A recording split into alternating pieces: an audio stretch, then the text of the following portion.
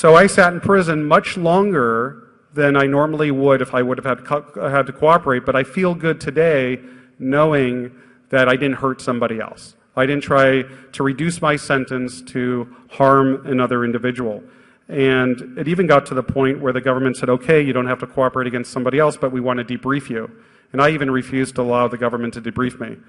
So what ended up happening is I actually served out like the full sentence. I didn't get any points for acceptance or responsibility or anything of that sort. But I think what's also interesting, there's a way to detect formants in the federal system.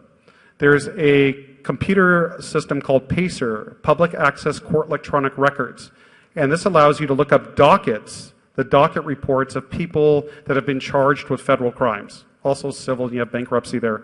So in knowing how the system works, because I was inside the system for quite some time, I could look at a docket and kind of get a good sense of whether that person is cooperating against another individual.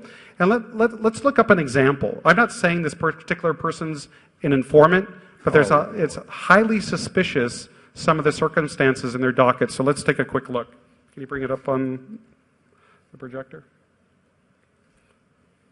Yeah, bring up my... Which session is it here? It's under... Is this somebody who's in prison now?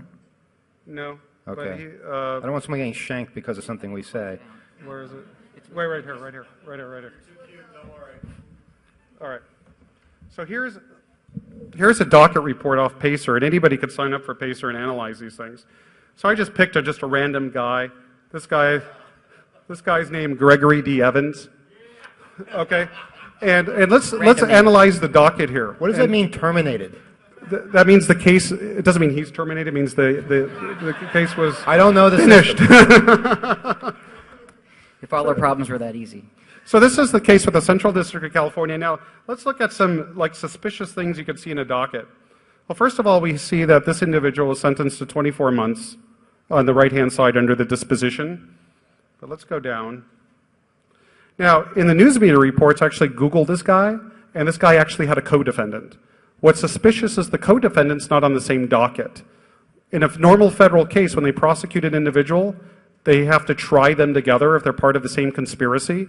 So if they're not on the same docket, that means there's something strange is going on. But let's look further, because that's not conclusive by itself.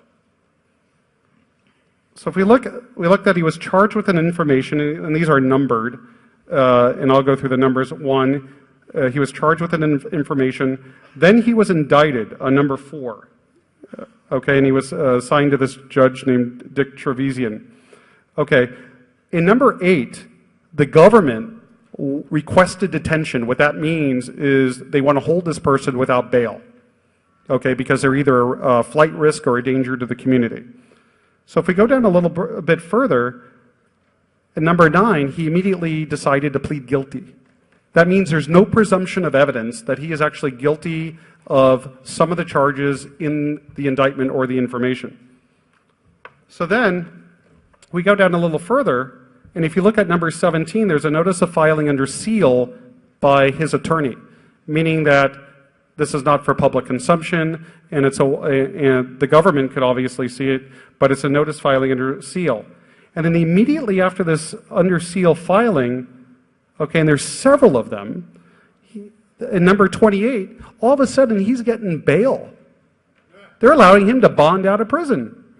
Now, that doesn't make sense. If you haven't been found guilty by a trial or pled guilty, right, the government didn't want him out.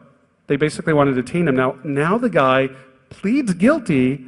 There's several under seal filings, and all of a sudden he's getting bail. I mean, what do you think? No, it's not conclusive. So there's the securities, there's the property he's putting up, and now, if you look at 33 down this whole list, it's all in-camera under sealing filings by the defense, right? So usually what this, I'm not sure in this particular guy's case, but in a lot of cases, it's when the attorney, they're talking about the cooperation that person is doing with the government. So Another thing to look for is long delays after pleading guilty or pleading guilty, before that in sentencing. If there was several months in between, it's usually normally 90 days. Because in a federal criminal case, they have to do, the U.S. Probation Office has to do what they call a pre-sentence report. In the pre-sentence report, the probation department recommends a sentence. That's a 90-day period. But when it goes on for months, what that means, well, it could likely mean, look at all these under seal filings.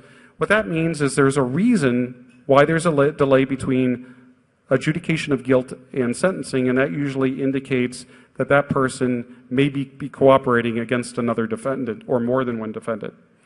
So it's kind of interesting because in my personal case, I don't know if you know this, there is a guy named Justin Tanner Peterson who went under the name of Agent Steele.